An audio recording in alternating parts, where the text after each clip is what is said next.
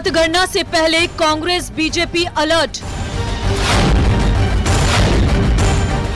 Result से पहले जोड़ तोड़ की कवायद। पार्टियां हुई एक्टिव, निर्दलियों पर भी नजर। नतीजों का इंतजार, बड़े बंदी तैयार।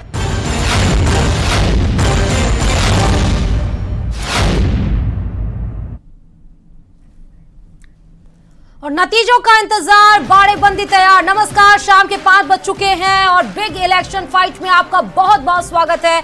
मैं हूं आपके साथ श्रुति श्रीवास्तव। आज हमारे बिग डिबेट का मुद्दा है नतीजों का इंतजार, बाड़े बंदी तैयार। यानी कि इसी मुद्दे पर यह डिबेट होगी।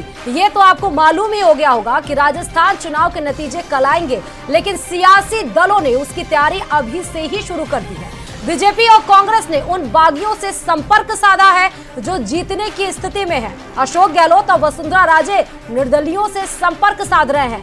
क्या राजस्थान में एक बार फिर विधायकों की बाड़ेबंदी होगी? इसी पर होगी हमारी ये बिग इलेक्शन डिबेट।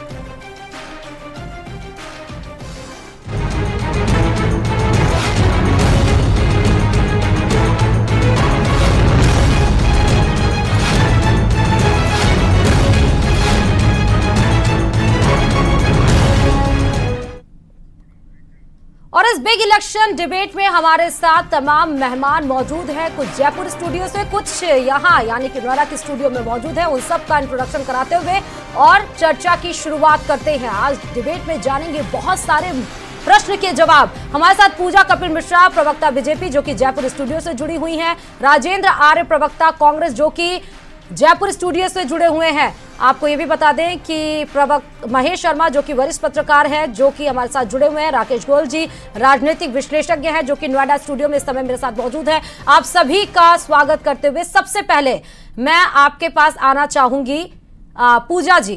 क्या लग रहा है कि इस बार भी बाड़ेबंदी का रोल अहम होने वाला है? और सूचनाएं तो यहां तक हैं कि समर्थकों से, निर्दलियों से बात भी की गई है, शुभकामनाएं भी दी गई हैं, टेलीफोनिक कन्वर्सेशन भी होना शुरू हो चुके हैं। पूजा जी।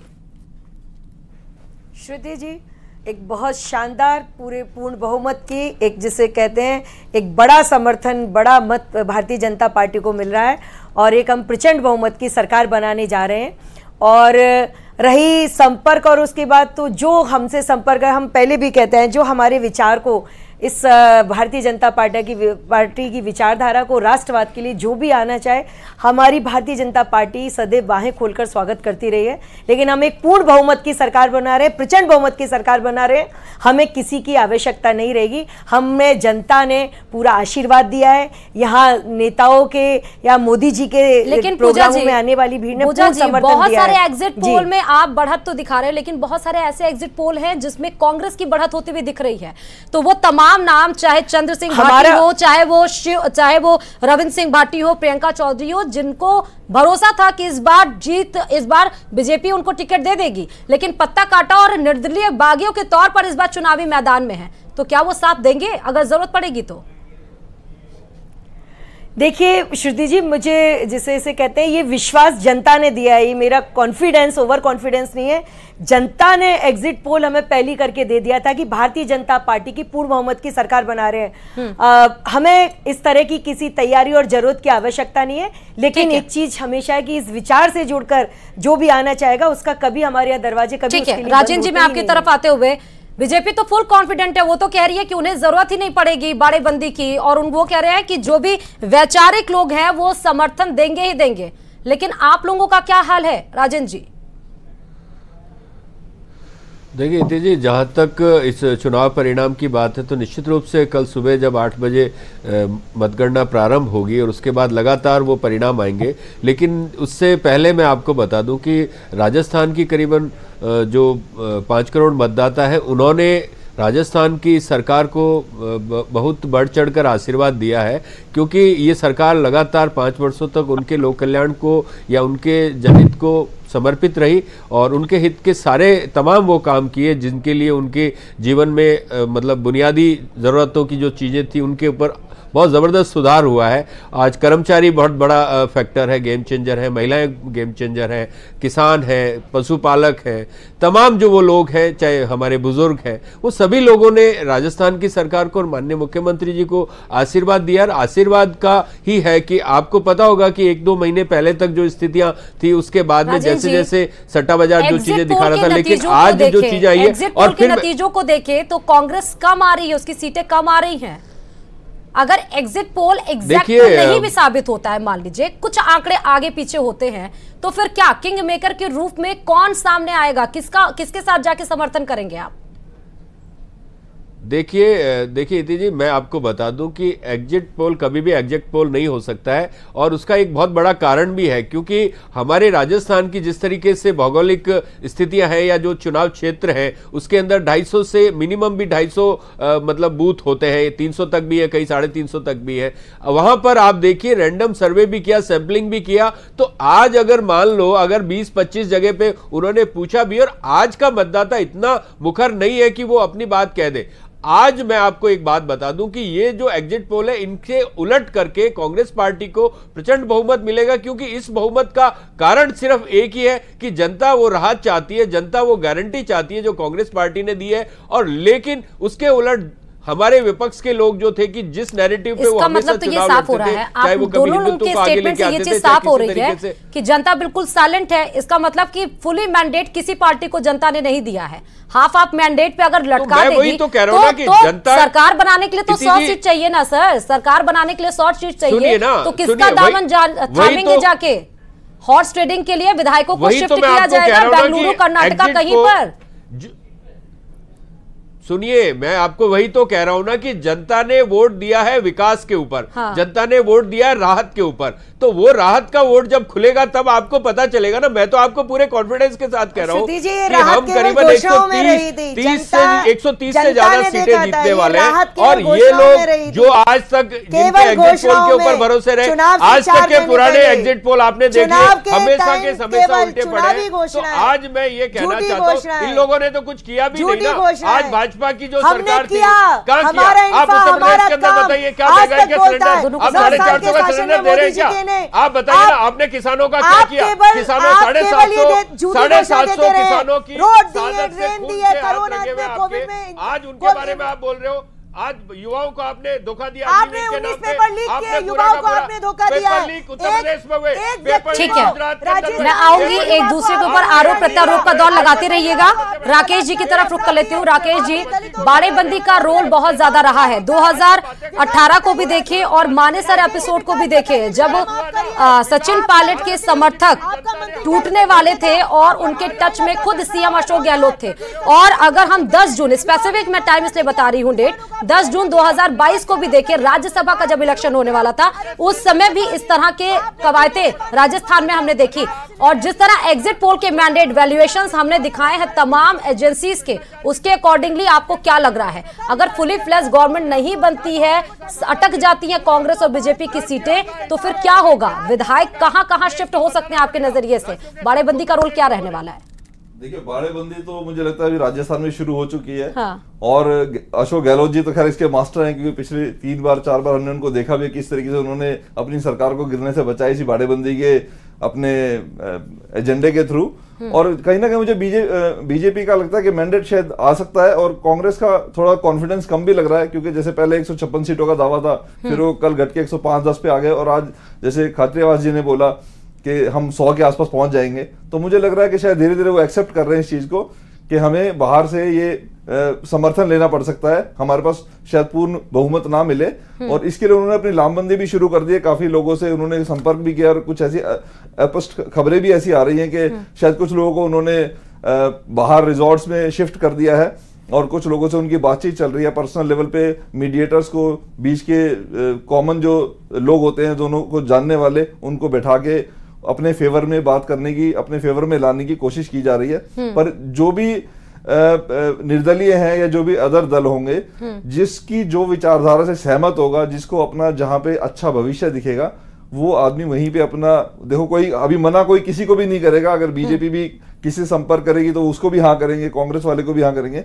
पर ये कल के बाद ही स्पष्ट हो पाएगा कितने लोग जरूरत पड़ती भी है या नहीं पड़ती, ठीक है। और हो सकता है शायद जरूरत ना भी पड़े। बीजेपी मुझे लगता है शायद आपको लग रहा है फुल मैंडेट के साथ फुल आ रही मैंडेट है। बीजेपी को मुझे लगता है आ ओके। जाएगा। महेश जी, आपका एनालिसिस क्या कहता है, जोड़ तोड़ की राजनीति हावी होगी कल, या फुल मैंडेट के साथ एक पार्टी, कोई भी पार्टी हो, चाहे बीजेपी हो चाहे कांग्रेस, वो सरकार बनाने जा रही है?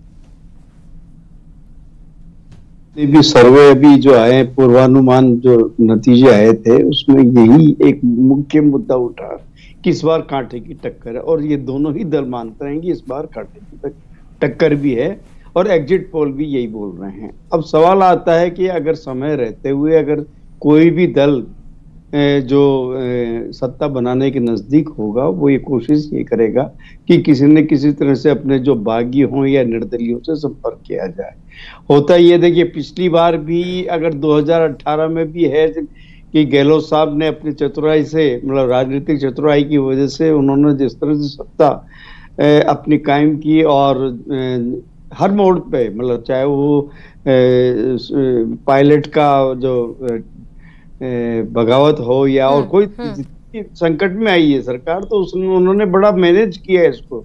तो ये एक सत्ता, ये मतलब चुनाव के बाद में, नतीजों के बाद, एग्जिट पोल के बाद में सभी दल अपने अपने हिसाब से सबको संपर्क में रहते हैं।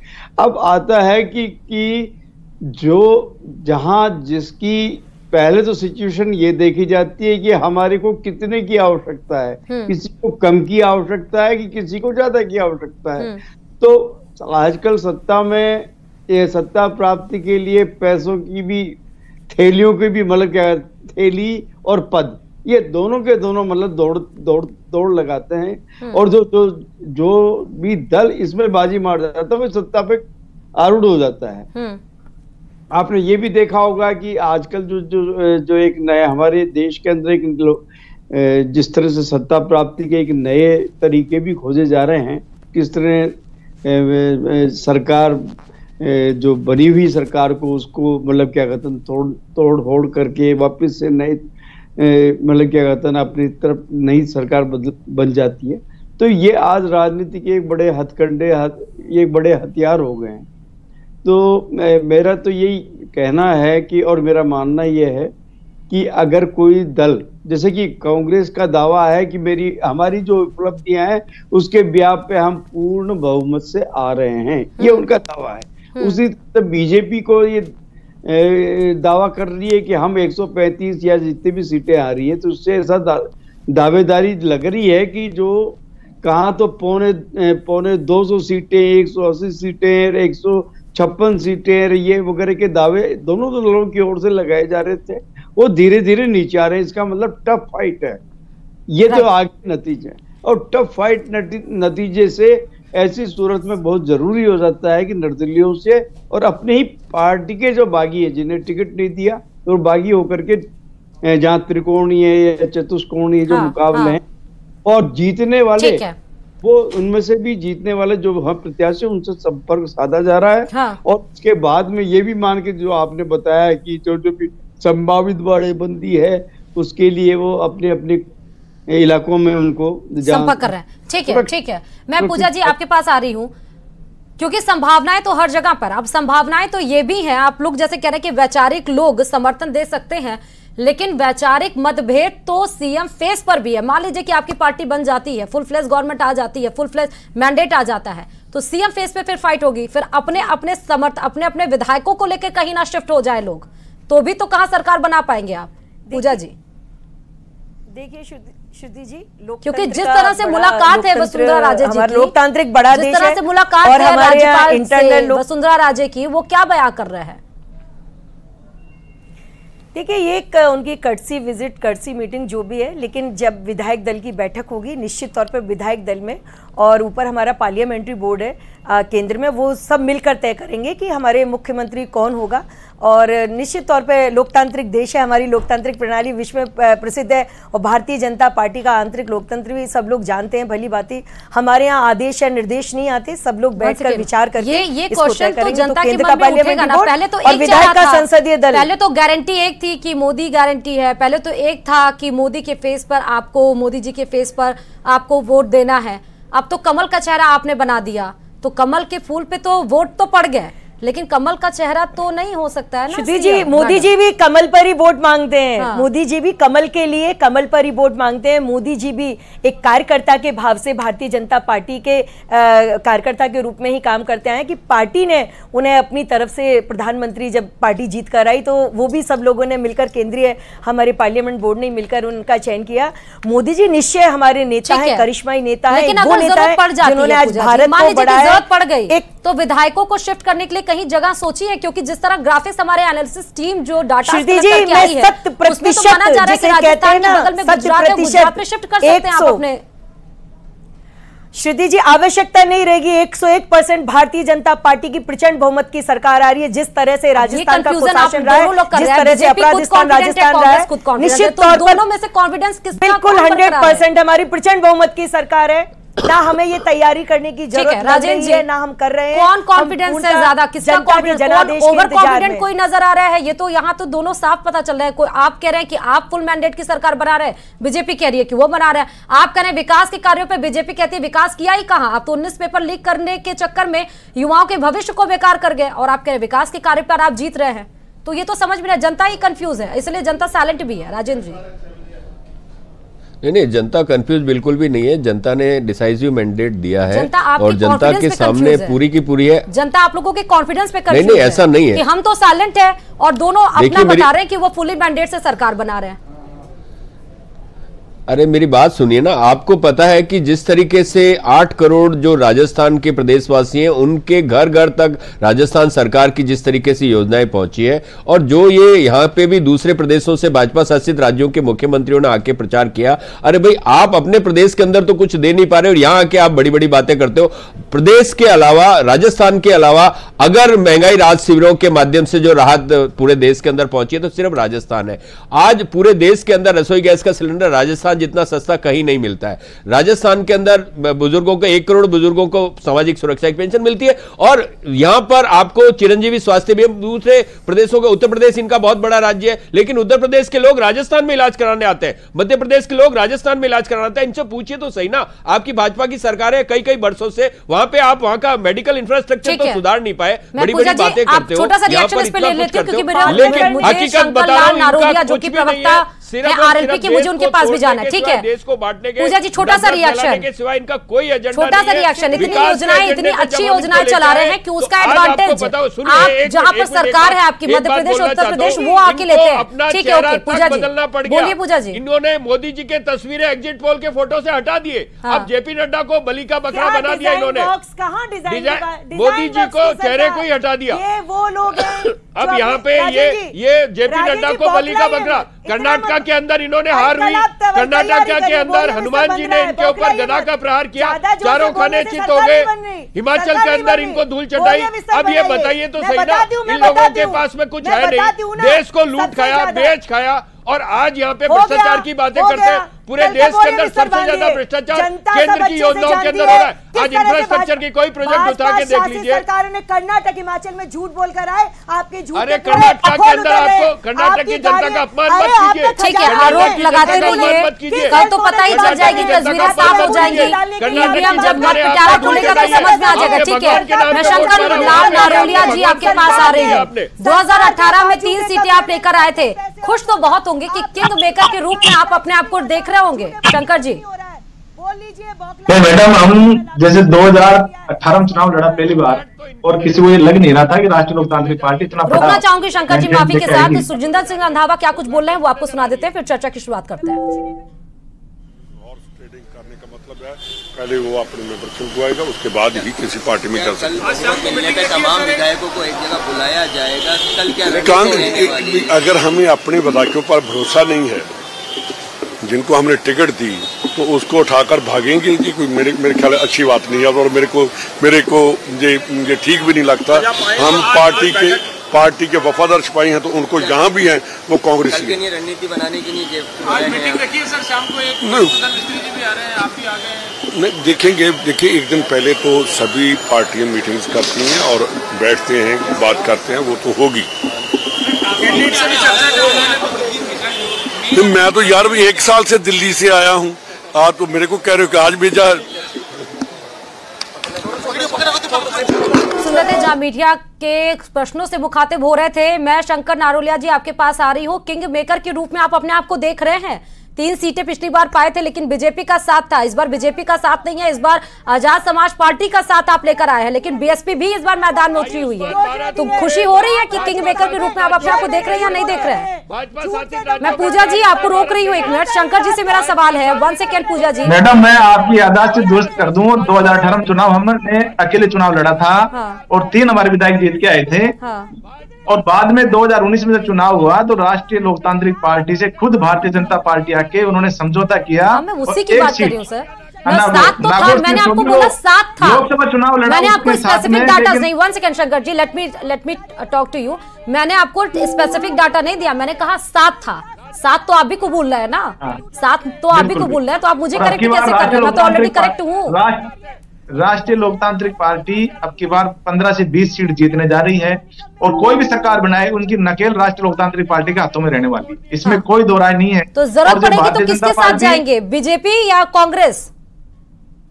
नहीं, ये तो हम तय करेंगे। किसी साथ जो किसानों की बात करेगा, जो युवाओं की बात करेगा, जो राजस्थान में दोनों ही पार्टी कर रही है सर, दोनों ही पार्टी कर रही है। नहीं, ये दावा कर रही है तो देख, दोनों ही पार्टी कर रही है। भारतीय जनता पार्टी ने जितने बड़े बड़े वादे करके जनता के बीच में गई, आज उनकी स्थिति क्या है, इनके जो प्रदेश है उनमें क्या स्थितियां हैं। मध्य प्रदेश में बच्चियों के साथ सबसे ज्यादा बलात्कार हुए, उसमें पहले नंबर पे मध्य प्रदेश आता है और महिलाओं के ऊपर अत्याचार में राजस्थान पहले नंबर पे आ रहा है। तो जो प्रशासन की स्थिति है, जो कानून व्यवस्था है, बिल्कुल राजस्थान में बिल्कुल खत्म हो चुकी है। तो हम ये तय करेंगे और हमारा ये एक संसदीय बोर्ड होता है, वो तय करेगा कि किसके साथ जाना है, कि हमें विपक्ष में रहना है। लेकिन ये तय है कि राजस्थान में युवाओं में जिस प्रकार का आक्रोश था और जो नए युवा जो पहली बार मतदान जिन्होंने किया है उन्होंने राष्ट्रीय लोकतांत्रिक पार्टी पर विश्वास किया है और राष्ट्रीय लोकतांत्रिक पार्टी को मत किया है, मतदान किया है। और निश्चित रूप से राष्ट्रीय लोकतांत्रिक पार्टी एक बड़े मेंटेन के साथ, बड़ी सीटों के साथ तो आप तौलेंगे दोनों पार्टियों को और फिर आप बताएंगे कि आप किसके साथ जाएंगे, क्योंकि आप जितनी बातें कर रहे हैं वो दोनों ही पार्टियां अपनी बातों में, दोनों ही पार्टियां अपने घोषणा पत्र में उन सारे बातों को कहती हुई नजर आ रही है। राकेश जी, मैं आपके पास आते हुए, आपको क्या लग रहा है कल का जो निर्णय होगा वो निर्णायक भूमिका में किसको रखेगा?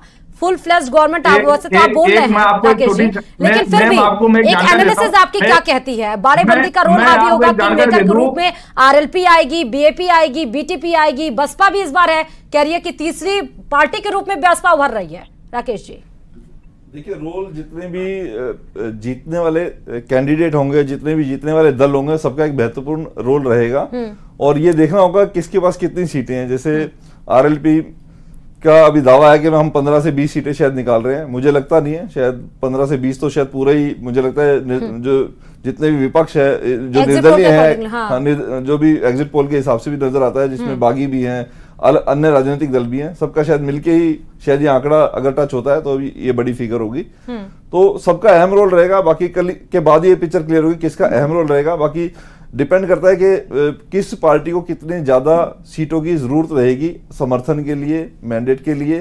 अगर सीटें 1-2 सीटों से कम है तो छोटे छोटे का भी रोल अहम हो जाता है और जिसका जहां सहमति बनेगी, जिसकी संसदीय बोर्ड जो भी इनका पार्लियामेंट्री बोर्ड जो भी इनका एक डिसीजन लेगा, जो इनके मेन जैसे आरएलपी के अपना हनुमान बेनीवाल जी हैं, उनका वो वही फैसला इस चीज का करेंगे कि वो किसके साथ जाना चाहेंगे।